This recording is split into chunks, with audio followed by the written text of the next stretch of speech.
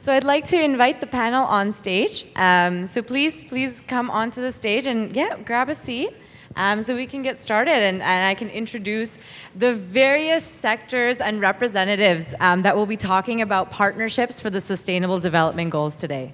Yes, sure.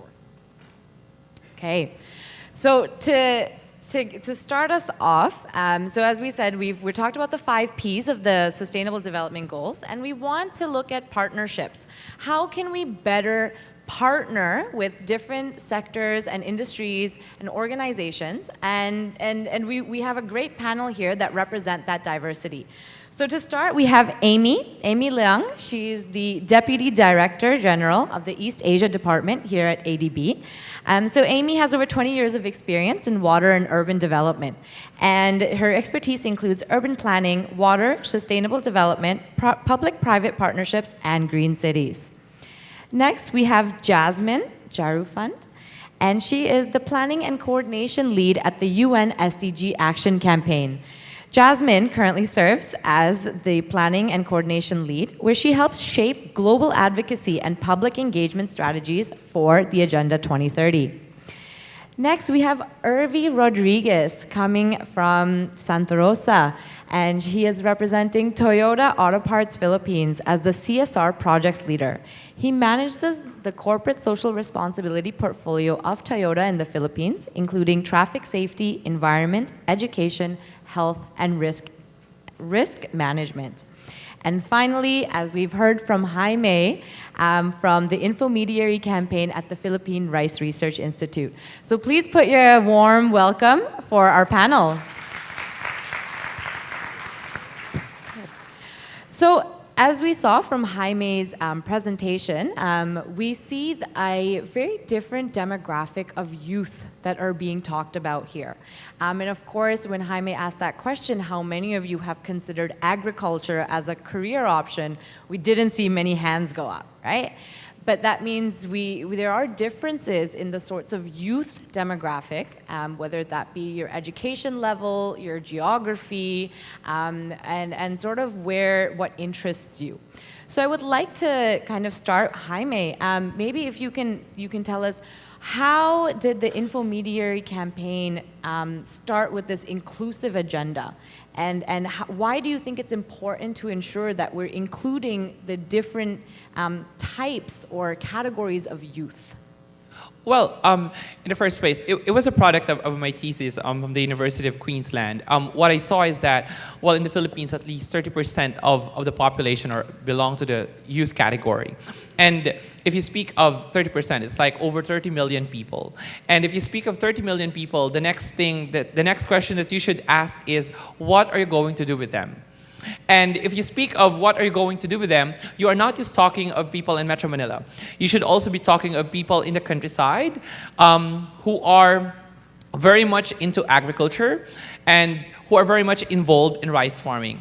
And of course, we know that the Philippines is an agricultural country, and yet we import rice, and we've got a lot of these things going on in the Philippines. So I think, and we also have that issue in agricultural extension, which of course the average age is like 40 to 50 years old, which will have several repercussions as far as visiting the rural communities is concerned. So what we need to do is to strategize, to be very creative in trying to reach these remote communities while not changing too much of how things are.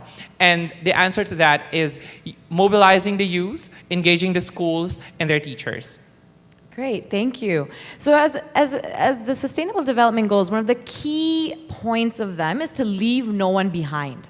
Right? How do we make sure that we're really tackling and addressing the various issues in communities? Now, Amy, as working at ADB, of course, trying to free Asia and the Pacific of poverty, what are your thoughts on how do we make our youth development agenda more inclusive? Okay, well, thank you very much. And first of all, I want to congratulate all of you. I mean, today is the International Youth Day. It is, yes. So it is your day. So I think all of you, if I don't see very far, but I think all of you, you qualify to be called youth, maybe except me in here. So anyway, so happy International Youth Day, and to be happy you are still young. I think today's topic is on partnership, and this is something extremely important for ADB.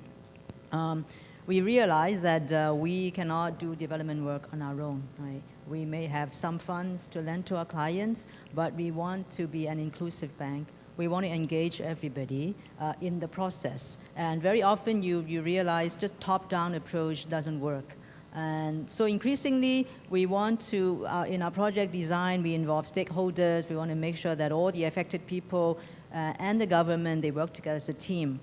And lately, I mean, in the last few years, we realized that there is a big group of people that we have previously not considered, and I am now looking at all of you, that the youth, you know, the young people who will be the future leaders of our developing member countries, and one day you will be developed countries, your ideas, you know, your thoughts and your involvement, starting at an early age, would be extremely important. So I think over the last few years, we have started this Youth for Asia program, and we are working with a number of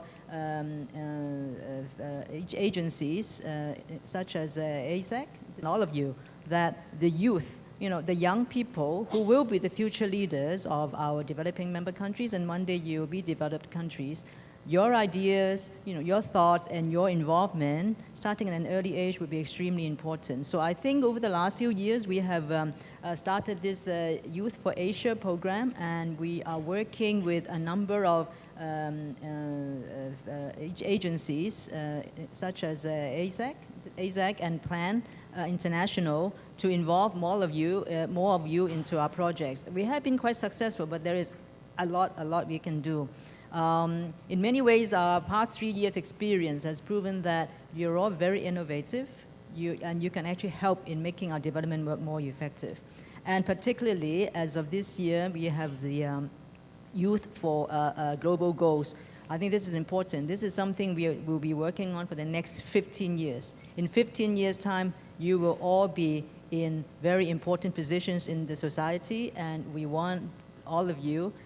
If you would be involved in full-time development work, great. If you will be doing other sectors, in the private sectors, there is still a role for you to play. And we hope the experience of being involved in the work we are doing now, you would see where you can place yourself in to be a leader in achieving these sustainable development goals. And these goals are important not just for yourself, it is for the globe. And we want our world to be a better place for us to live. So I do believe that, you know, we want to work with all of you, and I think we are open to receiving your ideas and suggestions and see how we can work better with you. Being young doesn't mean that you don't have the right to say whatever you have.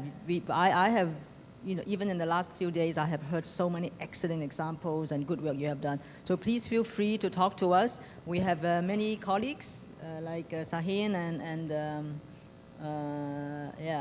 Ponce and yeah, who are with us on a long-term basis. Well, I don't know how long, but at least for maybe 6 months to a year. So give ideas to them, and we hope that you will be our partner, not to work for us, but work with us. And we hope with all of you, and we have plenty of projects that we think you can be involved. We are still figuring out a way to make it more systematic, because we have, but like the presentation you made, we are still a public sector organization. We are hugely bureaucratic, so it takes time for things to happen, but we are committed to work with you as partners. Thank you. That's a really good point of, if we want to develop partnership with youth, for youth, I think one of the main things that we've seen come up a lot is, how do we create the right environment, right? How do we ensure that the youth visionaries, their ideas, their passion can be incorporated into the development agenda? So one of the assumptions sometimes is that sometimes the private sector has it right?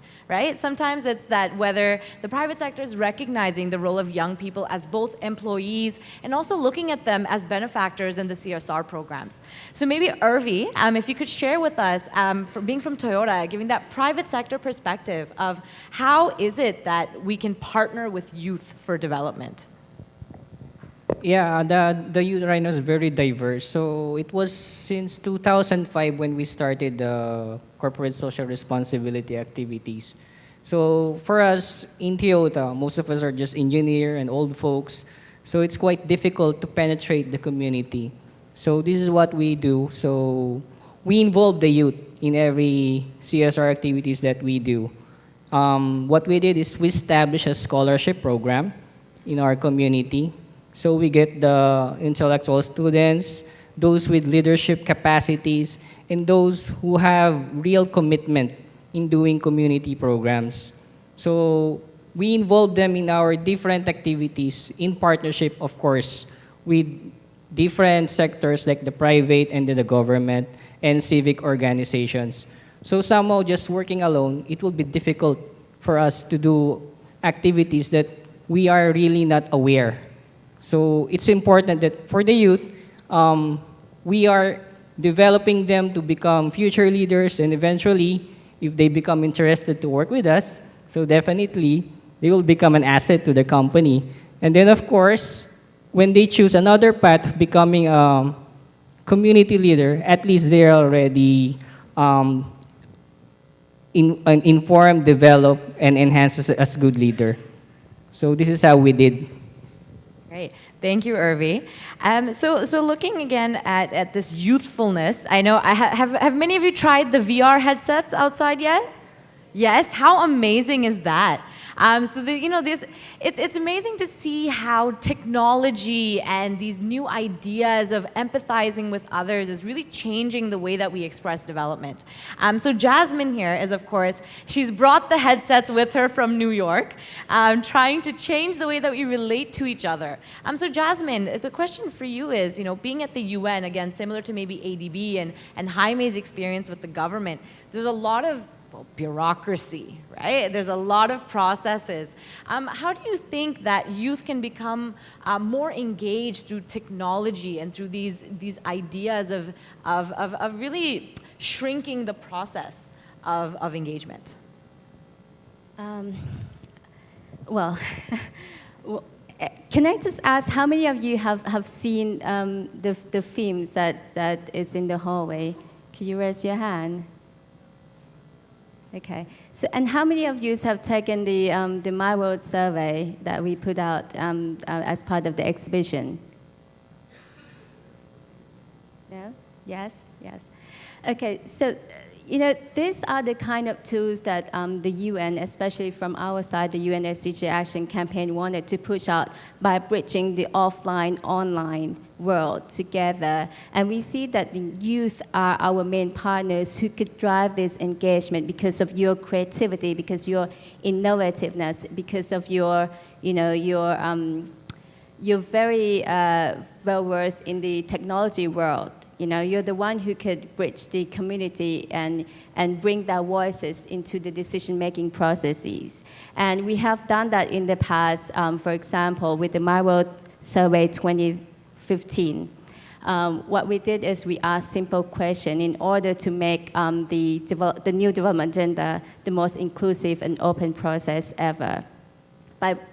By asking partners to go out to the community and bring out the voices into the into the decision-making processes. And I can say that the Sustainable Development Goals were designed by the people. It included 10 million voices from 194 countries around the world. And that's one of the things that, you've been included in the designing process. So you are the one that should be helping us in driving with the implementation of the Sustainable Development Goals. When we talk about the concept of leaving no one behind, it's not about the agenda, it's not about the beneficiary of the agenda, it's also about you are the one that should not be left behind in the implementation in the driving seat as well. And just to talk about the one of the technologies that we brought out, which is the virtual reality series. This is to bring you to right in the field, right to understanding, what development is about, what people are affecting by peace and security, by diseases. So I would encourage you to, when you wanted to talk about the development, when you want to talk about the goals, first you need to be aware of it, you need to understand it in order for you to be the informed informant of the goal. So I think it starts from there. It starts from understanding. It's starting from talking about it. It's starting from spreading the knowledge of the SDG, and then only then it can drive action. So I want to add something here. So with the Sustainable Development Goals, of course, we see youth being mentioned a lot as the end goal, right? As beneficiaries of the development. Now, what do you think is the difference between youth as beneficiaries and youth as partners in development? What do you think that looks like? Yeah. Can I take on that? Well, in the InfoMedia campaign, I think it has always banked on that framework that youth must be partners, not just the beneficiaries. Coming from where I'm coming from the research side, if you follow through in the literature, most initiatives that have looked at young people as passive receivers have ended up as a failures. But those who have engaged them to become partners have ended up to be very successful. For instance, in the InfoMedia campaign, what we do now in the tech center, there are a lot of young people texting, asking for what is the price of rice at the national level, because in the province, it does seem like we're not getting much from our produce. How do we manage this disease of rice and all these things? So I think if they are partners, they become more active. In our parlance, we call them, they have become information activists. So they get out of their way to help the rice farming community. They get out of their way to make a difference in their respective communities. Good. Would anyone like to add to that? So what does that mean?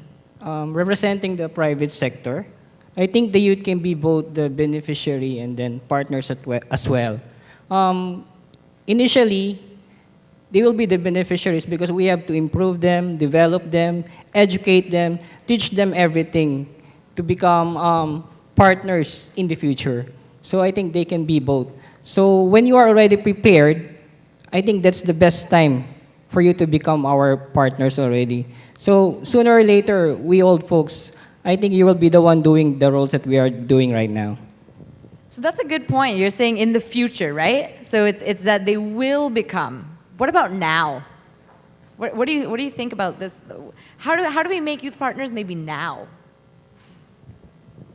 Well, from the ADB perspective, my experience would be to deliver these SDGs, which is basically to make your living environment and your life better in the future. Well, now and in the future, you have to influence policymakers. You're not just beneficiaries, as we have been discussing, and I totally agree with my panelists, fellow panelists. You have a role to play, and you can be a partner. You're not on the receiving end. You can influence is through, you're all very savvy in technology and IT and information. Something that is missing is transfer of knowledge and information. This is an area you are very good at. I think with you guys, you just pick up the phone and then suddenly everything would happen. But for the higher level policymakers, they may not be able to reach to the grassroots, to the mass as fast as you. This is an area you can play a very, very important role. Right? You can get information out, get the information in, and then pass it on through various means and media and channels. I think that is a role you can all consider. You don't have to do for everything. Pick an area that you're interested in, because there are 17 goals, there are plenty. I'm sure everyone would be able to find something that your heart, desires, or you have this calling to do that. Because even within ADB, we find a lot of the times the government have their thinking. They want to do something. They have some policies.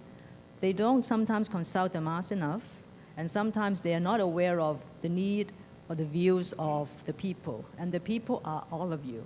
And you probably can also talk to your parents, talk to your peers, and have that influence to inform policymakers. I think you can play a really important role, and you can start now, because this SDG is starting immediately. It will take time to achieve the goals, but we have 15 years to go.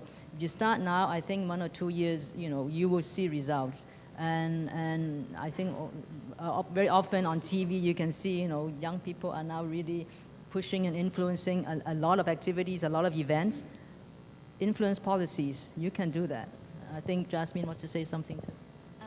I think you have summed up and said what I wanted to say in terms of, it's really important to sort of hear the voices of the youth by the youth, but also what's more important is that what do we do about those voices? What do we do about those information? It's like ultimately we need to get the policy to change, and we as the UN could play that bridging role in terms of opening up the space for citizen state engagement, to have a dialogue, to have the understanding among one another.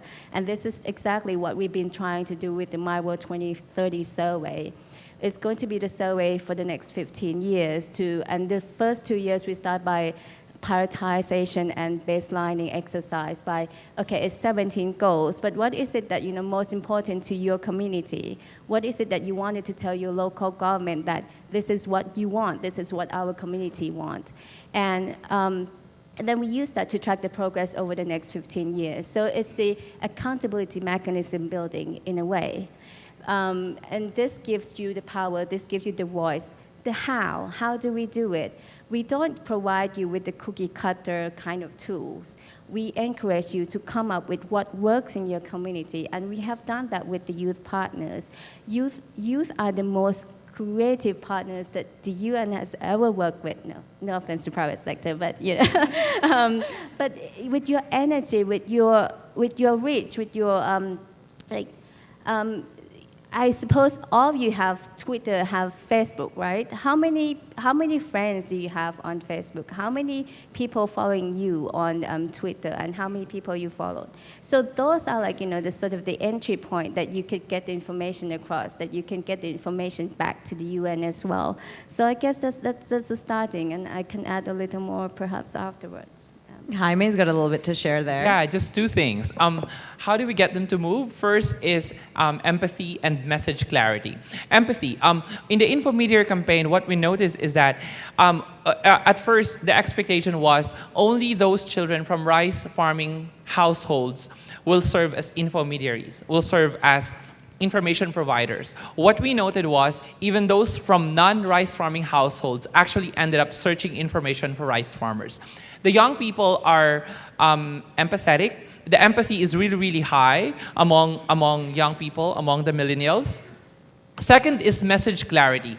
Sometimes it's always very easy to engage in abstract things like engage the youth and let's all shout, help the world, change the world and all this stuff. But at the end of the day, when we step back, we realize that the message is not really clear. What do we really want young people to do? For instance, in the Infometeor campaign, we tried to be very specific. What will young people do so they can serve as infomediaries? They should read, they should surf, they should text. These things are actionable. These things they can't do. These things are not abstract things that they cannot do something about. That's a really great point. And I think one thing that this audience here has the experience now, some of them have gone out into local community sites to live with the families in the community. Some here are joining us for the 2040 vision setting of the Philippines government. So I think these are youth that definitely are interested in taking that action. But one thing I want to showcase is who here has heard of the ALS Ice Bucket Challenge? Who's heard of it? Okay, good. I'm glad. So for those of us maybe who are not familiar with it, so there was a viral Facebook campaign that happened last year where you were supposed to pour a bucket of cold ice water on top of yourself, and then you nominate your friends. And this was a sort of, they call it like passive activism or Facebook activism. And there's been a lot of questions on, does it really work? Right? Does anybody know how much money the ALS Ice Bucket Challenge actually raised? Take some numbers. Shout out some numbers. How much do you think it raised? $1 million? $1 billion? 50 million. Okay, so actually I don't know the exact number. but it is close to $100 million. Okay? So by taking on that challenge on Facebook, by tagging your friends, by really listening to the story of the mother who had the son of ALS, by empathizing with her story, and by doing something so simple that you do every single day, it actually contributed to a cause and supported raising awareness on ALS. Right? So please, a round of applause for yourselves for being Facebookers and Facebook activists. So I think that's really what we want to explore, right? In terms of partnerships, is what is that line between what youth can give, what these people on our panel from the various organizations and sectors they represent, what can they give, and where do we meet in the middle? And youth have a very important role in terms of bridging that gap between the private sector and the public sector and the civil society. So I want then our panelists to think about, what is it then, do you think, now, looking at this cross-sector collaborative environment of the SDGs, how can youth serve to bring together these different interests and baselines?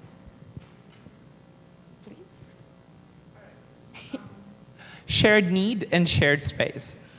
For instance, before we started with, it was just us singing the song like, we need to mobilize young people. And then when they realized that food is something that we all need, then we've got the SIGAR booked for the campaign, we've got the DepEd booked for the campaign, and we've got some private companies booked for the campaign.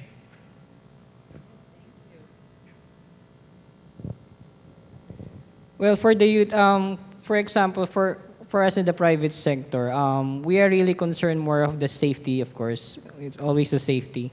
So from our side, we really have to prepare you first before we give you the responsibility, because somehow we value life. So in working in a private sector, you are dealing with a lot of machines and some explosive materials and very dangerous machines. So I think with the private sector, this is far off with the idea of my co-panelists.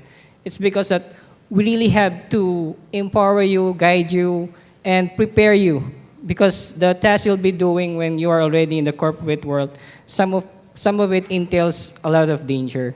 So I think we really have to prepare you first, and then afterwards, when we already see that you're ready, it's about time for you to do the roles that we're already doing.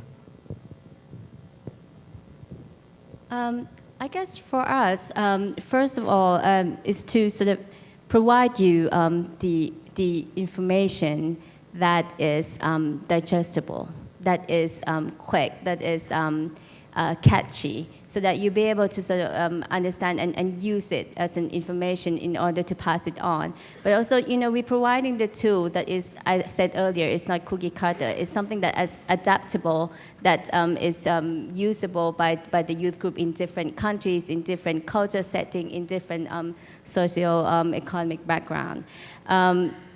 Another thing is also, we cannot only ask you to do stuff for us.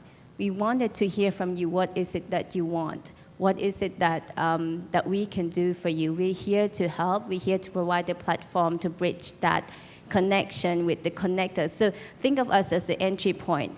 And we wanted to sort of leverage your skills, your knowledge, but also connect you with what you needed. Like, for example, funding. For example, the know-how from the private sectors, etc. And what is it that skills that you needed that needs to be fulfilled? So we listen, and we try to sort of, we almost like the matchmaker, So we hear from you like, okay, what is it that you want? And also, we have to communicate back to you that, with all the information that we provide, we were able to use it to advocate for a change. Because that would keep you going on. Because otherwise you'd be like, so why are you asking us this again? We already told you that. What do you do with the things that we told you, or what is it that you know, what's the end game? What has it changed? What's the benefit added? What's the value added to you? So we try to sort of come up with the partnership model that has this 360 degrees that, you know, feeding back the input and giving back the information. So I think that's what keep the energy going. And also we also come up with the award and recognition program in order to improve ideas and solutions as well. So that's one of those things that, you know, that the UN is trying to embrace and keep the energy going. Yeah. So in ADB, our involvement with youth is new. We have been only in a few years working with all of you, but we see huge potential. So this is more like my personal view for youth would be, I think for you to play a catalyst role in connecting private, public sector in achieving development goals is, first of all, you find something that you want to do. You have to find a topic that you're passionate about, that you want to make a difference in that area. Now, whether you are in the private sector already working for them, or you are working for an NGO, or you're in the public sector, nowadays all the governments are constantly talking about public-private partnership, and that also includes CSOs and NGOs in the formula. Very often, of course, these PPP or public-private partnership is talking about getting money to build things. But I believe there is another role that the PPP can work, and that is to work together to achieve these SDGs. And as we have been this morning talking about, is your role is whether you're in which of the P or you're not in any P yet, you will be joining one of them. You see how you find yourself a role that you can be the connector. Because very often, my experience so far in the last 15, 16, 17 years is we are always working in silos. We only look at either one sector, one theme, one area we're in. But I think with your skills, with your innovative thinking and your ability to share information and knowledge through technology, you can link better. You can link all of us better. And I think ADB, with our projects, we're increasingly also trying to transform our projects from single sector, only doing one thing, into more integrated approach, right, to do development work. And we hope in the process you can join us. We have some small program that you can participate to learn first, and then after that, you give us ideas on how we can do better. So there is definitely a role for you to play in terms of connecting these public-private CSO through many means, but find a course, find something you really want to do. I give an example is, I wasn't very interested in water before. When I joined ADB, I was hired as an urban development specialist. So I thought I would come and do urban planning. I joined and I realized we don't do planning at all. So the only thing we do is to build this, build that. So I was asked to be involved in doing water supply and sanitation, to build water treatment plants, pipes, network, and all that, which was very new to me. Along the way, I have learned that a lot of the times we waste a lot of water by having leaking pipes, that water just disappeared. You never see, but all of us paid for that because our water bill includes pay for the water at the treatment plant where they distribute the water. So along the way, water get lost. So along the way, I realized it's important for everybody to know that we should not waste, right? Conservation. This is something I find extremely interesting. As much as we in the development world talk and very excited about water conservation, reducing non-drinking water, when I go and talk to my friends, they have no idea what I'm talking about. To them, it's, yes, this is someone else's business, government will take care of, or water companies can take care of, this is not my business. It is not. If everyone thinks the same, there will be only like a teeny mini group of people trying to achieve all these goals and objectives.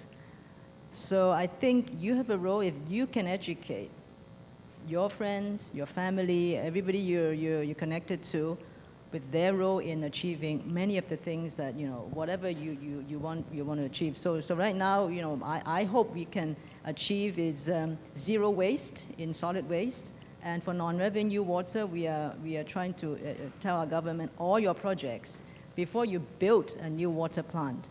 please take a look at your leaking pipes. Maybe you do not need to build a plant. Maybe the water you're leaking is enough, to supply how many more families. Actually, our estimate in Asia is we are losing 25 billion cubic meters of water a day, which if we reduce that amount, we can serve 150 million more people without building any new plant.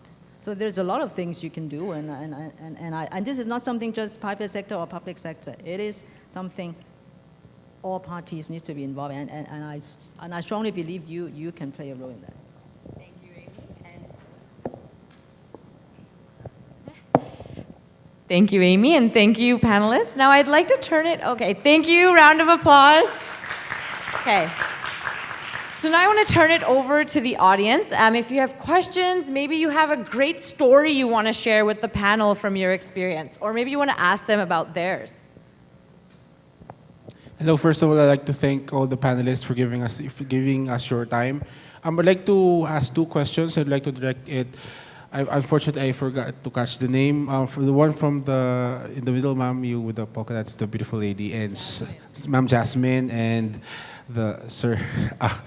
Okay, Sir Jaime. So my first question is about how do we actually ask our communities about what they want to focus on the SDGs, because like you said, there are things that are focused that are like the main concerns of the communities that we have. So I would like to know what avenues can we partner with you guys to actually ask our communities about that. And then to Sir, do you have any programs like the same programs that actually are in ARMM or actually in the ARMM section? Do you actually have the same program in the ARMM section? And if so, how could we actually help actually in proliferating the information to the people? I think that's the only, probably now, the way that we can actually help. Thank you. I couldn't really hear your question, but I guess you were asking that how to become our partner, correct? Or Yes, ma'am. I would like to know how we can actually help you in identifying the concerns, specific concerns in our community, or their specific main concerns in the SDGs that we would like to address. have you taken the My World 2030 survey? That's one also thing, ma'am, because in our province we don't really have good internet connection. Yes. So it sometimes disenfranchise those other people. So I'm looking for a more unplugged way of actually helping you guys understand the problem in our community. Sure, thank you. And this is one of the things that I was mentioning, that all the tools, all the products that we push out is it could be adapted in any way. So we have both the online, which is the survey that you can take on the computer, but also we have the offline ballot cards form that you can take to the community, and then you tick it off, and then you come back and then put it on the spreadsheet and send it to us, and it will be uploaded automatically at our end. But we also have other form of participations as well, like for example the mobile survey, and also the offline application that you could just go to the with your tablet to the community and collect 1,000 ballot cards coming back to the Wi-Fi connection area and upload it automatically. So we're trying to find a creative way and evolution way as we go, in terms of in order to make this the most inclusive process, and we can hear the voices from the ground as much as possible in order to sort of feed into the decision makers, the policy and academia when we're looking at the development planning or the budget allocation. And this is real time. This is we live in a data revolution world. So we don't have to wait for like an annual report from the UN or to know the concerns of the community. So thank you very much for pointing that out. No, just quickly. In ARMM, we only have one in Basilan, because that's where they grow rice. Tawi-Tawi, it's more on vegetables. I worked in the area, not much on rice. But as regards I actually would like to respond to your question to Jasmine. Later on, if you can access the book that I showed earlier online, all the methods in engaging the communities are there. So we have some very practical tips on how to do that. We can cook up something like a project for rice-based farming communities, which might involve Tawi-Tawi. Right now, we're working there in collaboration with JICA. This is Japan International Cooperation Agency. So that's with the DA in Tawi-Tawi. Right. Can I add something? Actually, I like his question. Really, I think this is one important role you could help us for the private sector. For example, I am working in Toyota. I think one of your SDGs is that we are kind of guilty is about the traffic safety and then, of course, the environment because our product is more on cars. So definitely, we are involved with the air pollution and then, of course, with the traffic congestion. So somehow we have something, we are guilty about it. So I think the youth can help us on ways on how to reduce traffic congestions or anything you could suggest about on how to reduce our CO2 emission. So that's it. Thank you. So just to announce, so Amy did have to run for another meeting for ADB. So if you do have any questions for Amy, please approach me afterwards and I can pass on your message. And then we have another question from this young lady. Thank you for calling me a lady. Char. Anyways, this is my question to Mr. Manalo. I'm actually an Ifugao youth, and one of the problems concerning our heritage and culture is the lack of participation of our young generation into farming and mismatched opportunities for us because number one, we love the education that we go out, and the culture doesn't just like before that we go and plow our fields. My question is your agency, did you produce a infomediary video that convinces or that encourages agriculture? And have you had data regarding Ifugao or was it included in your data demographics earlier? Because I think there are different kinds of problem per region, and as I have mentioned, that's one thing that is the very problem when it comes to in our culture continuation and heritage. Thank you. Okay, yes, we do have, I guess we've got like 3 to 5 sites in Ifugao. High schools. I can show you that in the book there's a map there, and the names of the schools are I'm not able to memorize them. But yeah, there are a number of success stories. The ones we've documented are in Mindanao, for instance, in Sarangani. 60% of those engaged in class, 60% of them proceeded to taking agriculture in college. One of the things that we noted here is that agriculture is not well promoted. For instance, here in Metro Manila, you can see a lot of billboards promoting seafaring or nursing, but not much on agriculture. Even in the provinces, they don't talk about agriculture. So in schools where we tried to hype up the campaign on agriculture, we were able to have several converts, so to speak. So in fact, we're following through on quite a number of them. In Aurora, that's in Region 3 in Central Luzon, a lot of them proceeded to taking agriculture in Aurora State College of Agriculture, in Central Luzon State University. Quite a number of success stories. So one of the things that with URISE, that promotion is one of the key aspects that is glossed over when it comes to convincing young people to take agriculture. So, good morning, everyone. I am Jethro, and I am part of an organization that was created by Toyota. So we're part of the CSR of Toyota, and so we're trained to create project-based projects. So and discipline of Kaizen. So upon working with them, private sector, and we're university-based, so we're partnering with them, and then we're also partnering with the LGU and some small NGOs. There's a persisting problem that we are actually encountering, and it is the conflict of interest. So, we're dealing with the Toyota, our university, POP, and the city government. So, how can you suggest? What is your suggestion in dealing with this conflict of interest? Great question there. So, conflict of interest. You're a student right now, right? I think you have to focus first. We really cannot solve all the problems. So, you have to focus first your responsibility as a university student. So, we're just there. The government and the private sector are only there to empower you. We are trying to develop you so that when you graduate, you will become responsible citizens, good leader, and of course, hopefully, if you are an engineering student, we are hoping that you'll be working with us.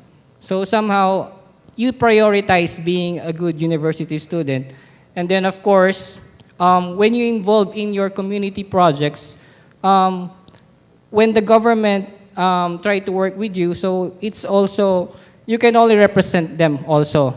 And if it is in partnership with the private sector, I think you've been doing a lot of things. So I think you are capable right now in doing that because you are being prepared as a good community leader. So I think that is your advantage.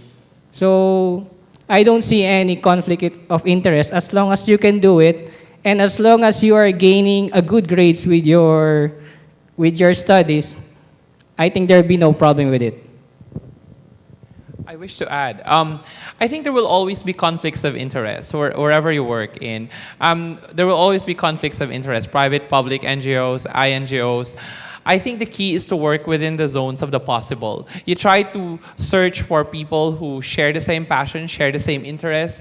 One of the key things that I've learned, I've been practicing development work in the past 10 years, and what I've learned is that if it doesn't work, perhaps the project is not needed by the community. The project is not needed by them. Perhaps you are just forcing the project on them. So they are not responding because they don't really need it. So perhaps, trying to find the best fit, best matches for partners, and I think you'd be able to push that pretty well.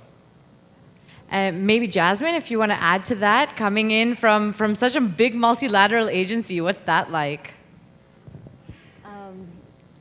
Can I just come back to that a little bit? I think they have provided all the answers in terms of, and I agree with Jaime on the points that he raised also. Perfect. Okay, so we have another question. Thank you. My name is Hideaki Tanoge from Japanese Platform for Sustainability, also the policy manager of the United Nations Major Group for Children News. Thank you for the constructive panel discussion, and it was utterly grateful to hear that all the stakeholders are forward-looking to further youth participation to the implementation process of the policy stage at any levels. I would like to question to Jasmine about the youth representation and the governance of the youth constituencies. Since the voices and the priorities from the youth have been increasing since, let's say, the 2020 from the Rio 21 at the UNMGCY and all the multi-stakeholders are representing youth voices. However, the voices of the youth are not consolidated or not grounded by the democratic process. So as the business has a council and the labor has a union, the farmer has their own the system to represent their opinions, but youth doesn't have. I mean, youth has a weak governance system to represent their priority or their their voices. So, what sort of governance do you expect the youth have to strengthen the participation? I mean, policy participation. I mean, for the strengthening the engagement process through the proper Oh, I'm going to have to disagree with you on that. And let me just sort of give you one example. And I say this perhaps 1,000 times in the past 3 years.